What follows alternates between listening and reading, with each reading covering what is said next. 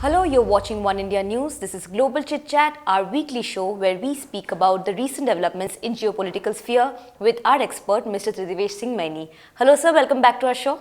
Thanks. So basically, one of President Vladimir Putin's closest allies, they have sought for a deepening Chinese ties. So my question was, given the context in Russia-Ukraine scenario, do you think that, the call for the deepening of the tie right now has some sort of reason behind it? Do you think that Russia is actually trying to survive the war? Is that the reason why that they have suddenly called for a deepening ties with China? Very good question. Actually, uh, first of all, thank you. Uh, you so you need to see the timing of the visit. It comes like basically about 3-4 days after the meeting between Vladimir Putin and Xi Jinping on the sidelines of the Shanghai Cooperation Organization, and Putin actually said that he understands China's concerns with regard to the Russia Ukraine war and the instability, the disruptions which are taking place as a result of the same and all that, right? Now we also need to see that what Xi Jinping told Putin. He said, apart from all the niceties and about the fact that they have very close relationship and whatever else, Xi Jinping also spoke about the fact that China was ready to work with Russia to restore stability. I mean, something to that effect. Now, while publicly, obviously, China and Russia are absolutely they're on the same page, but there are issues with regard to a couple of. So the first thing is, as you know, what has happened as a result of this Russia-Ukraine war is that after very long, you see the US and other Western countries on the same page, and they've sort of rallied around Ukraine. That is one thing which has happened. Secondly, obviously, there has been the economic disruptions are impacting all countries, including China. Though China has leveraged the war, I mean, by buying oil at much cheaper prices from Russia. But apart from that, China, while speaking, while publicly opposing the sanctions imposed on Russia, has pretty much adhered to them, broadly adhered to the sanctions against Russia.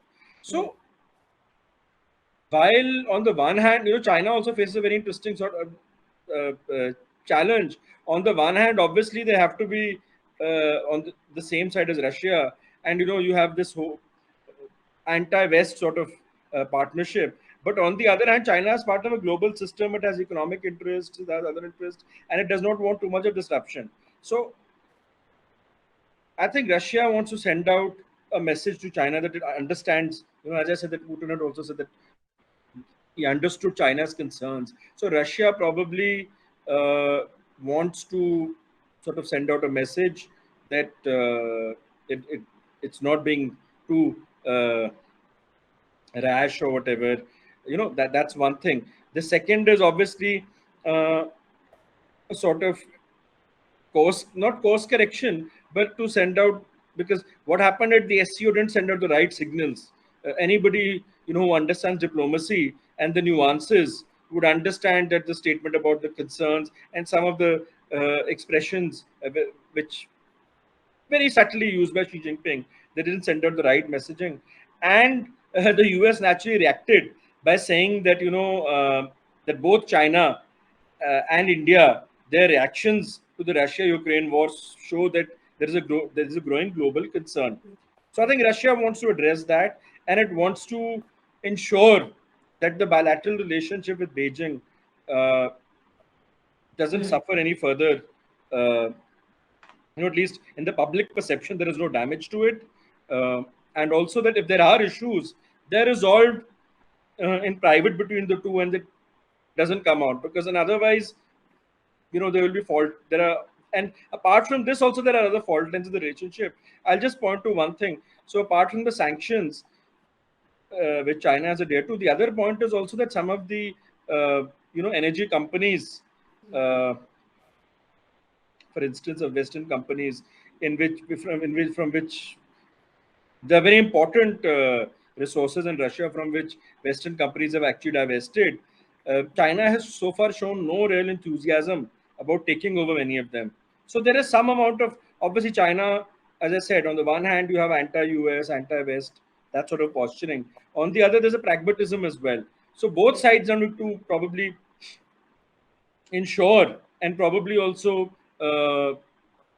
communicate with each other in a better manner, because obviously then the other country like US obviously has already said that uh, that the signaling was very clear from the statements made by China and also by India on the sidelines of the SCO. So yeah, speaking of pragmatism on Chinese part, which is making things a little ambiguous, to be really honest, because it's really very confusing to understand what part does China really, or which part or which side is China really taking, because right now, yes, talking about the pragmatism there, and also US President, obviously, he has warned China that if they are aiding Russia in any way or form, it's a gigantic mistake, despite the fact that China has actually not provided any, or not officially provided any arms or ammunition to Russia during this war. So why do you think that America is actually being so concerned, despite that there's a lack of what do you call, like very direct support of China for Russia? Right. So why do you think that America keeps reiterating that it's going to be a mistake if you? The US president's interview with 60 Minutes, I think Right. that sent out very clear signals that if it was when it comes to Taiwan, US forces will very clearly step in. Now, I think this is preemptive. The US uh, tone vis-a-vis China on Ukraine. You very rightly pointed out. I pointed out already on economic issues also about the fact that China has not directly sort of intervened. All that is, but it is preemptive that if something were to happen in Taiwan, the US will clearly step in. And also, I think that it also has a bit of domestic politics. I think what has happened is that in spite of all the problems, there have been some, in terms of foreign policy. While Biden has faced criticism for his handling of Ukraine, but on the other hand, the US has not done too badly in terms of working with EU and other Western countries, providing support to Ukraine. Now, what that has done is that has to some extent sent out the right signals domestically as well. And while there are economic challenges in the US domestically, the on, on account of foreign policy, Biden does seem a bit more in control, and probably is realized that as the 2024 election approaches closer, he needs to take a more strident stance. Uh, See, it's anybody's guess if China is actually going to invade Taiwan, and obviously, a lot of analysts feel that given the current global geopolitical situation, the possibilities are there. I mean, you can't rule it out. But I think what Biden is trying to do, what the US is trying to do, send out a clear message to Taiwan that they will stand by them. And it also thinks that it is a sort of course correction, because since earlier US allies have not felt reassured in the past. So that if the US, and I think this attack on China in the context of Ukraine is to do with that. One, about sending the right message overall to the US allies that we are there, we are present globally. Second, specifically in the context of Taiwan, I think it is basically a preemptive step. And as I said, it has a lot to do with domestic politics, about how, I mean, I really don't know, because in the interview, Biden said that he may fight. There was no, but just in case that situation arises, he has to position himself in a very different sort of way vis-a-vis Trump. And obviously, as we've discussed earlier, it needs to seem a bit strong also. So, if he takes a strong stance vis-a-vis China, specifically in the context of Taiwan, I think that in that sense, that sends the right signals. And Biden also, by the way, in the interview, he also made a point that he's already warned China that if it was to do anything more aggressive, there will be strong economic repercussions as well. So I think very complex but interesting times. Right. And speaking of economic repercussions, in a new report, the World Bank said that the global economy may face a recession next year. So, can you elaborate why this sudden report has popped up, and also like in the backdrop of everything that's going on in around the world, Russia, Ukraine crisis, China, Taiwan crisis? Can you just elaborate this? It's basically being linked, obviously, to the fact that central banks, are raising. If you look at the monetary policy, they're raising interest rates and so on and so forth. So that is obviously in the short run. That is one issue. But it's also the disruptions caused as a result of other events, as a result of inflation arising out of the disruptions caused in the oil market. I think the geopolitical ramifications, very rightly pointed out by you, as a result of Russia, Ukraine, uh, that is one thing.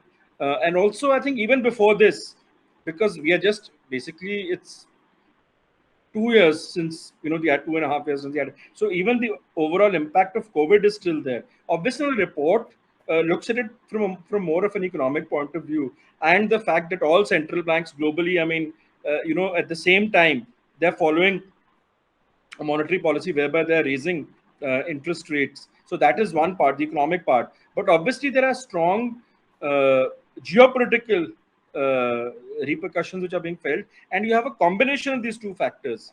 Now, there is also an argument that there should be the economies now need to be more focused. They need to move away from just promoting consumption to more productive activities as well. And also there is also, I think, a forecast, but that there'll be this report says there'll be a drop in the GDP, global, domestic product, and so that is something we need to watch out for. And so it's a mix. It's a mix of economic factors on the one hand, and the geopolitical turmoil which we are facing right now. And what is also happening is that there is no real. I would just like to bring out that the tensions between the US and China are also, because if you look at the situation around 2008, when you faced that time, there was a better relationship. So there was, today, you're so divided because of geopolitical issues and camps, that there are obviously, I mean, G7 meets, G20, everything is happening. But I think the strained relationship between the US and China is impacting even the global economy as such. And I think there needs to be some sort of working relationship, because otherwise what is happening is all the multilateral meetings also where the US and China, let's say, they are on this, it's always overshadowed by their bickering and by the differences between them. So the bigger picture is not really addressed in that scenario, right? I mean, so like the entire, so the alert that has been given out by the World Bank. So what do you think that, as in a global way, that one can thwart this recession if it comes? Do you think that there's any way to thwart this recession to begin with? No, I think, well, see, if you look at from an economic point of view, the conditions are unfavorable.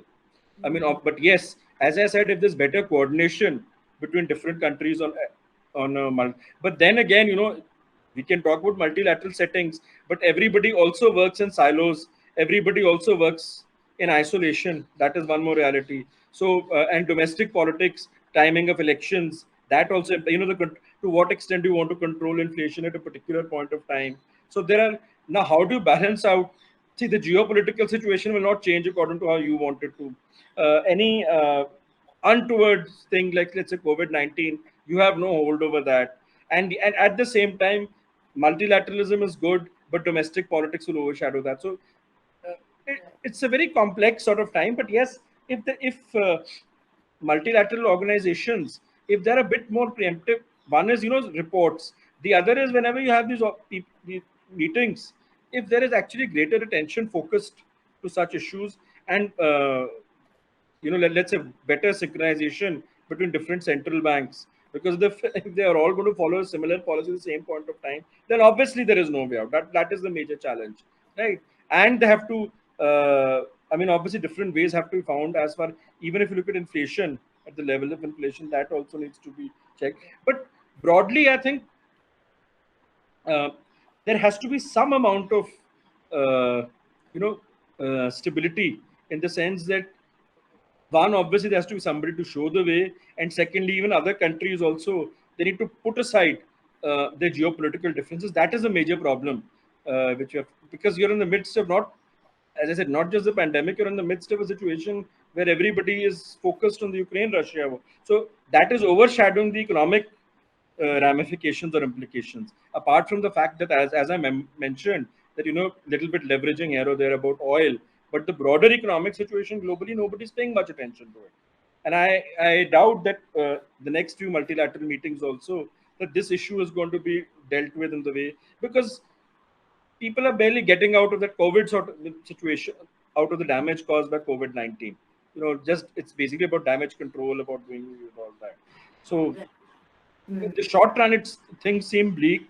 I mean, obviously, no challenge is insurmountable; can be dealt with, but it needs better coordination. Given it's more, as I said, the uh, fault lines in terms of geopolitics which are creating problems. If that can be reduced, if things can be looked, at least economic issues can be viewed uh, from not from simplistic binaries, there can be some solutions. Right, right, right. So thank you so much for all the information that you've given us today, and thank you everyone for watching Global Chit Chat. Catch us again in the next week on One India News. Thank you for watching.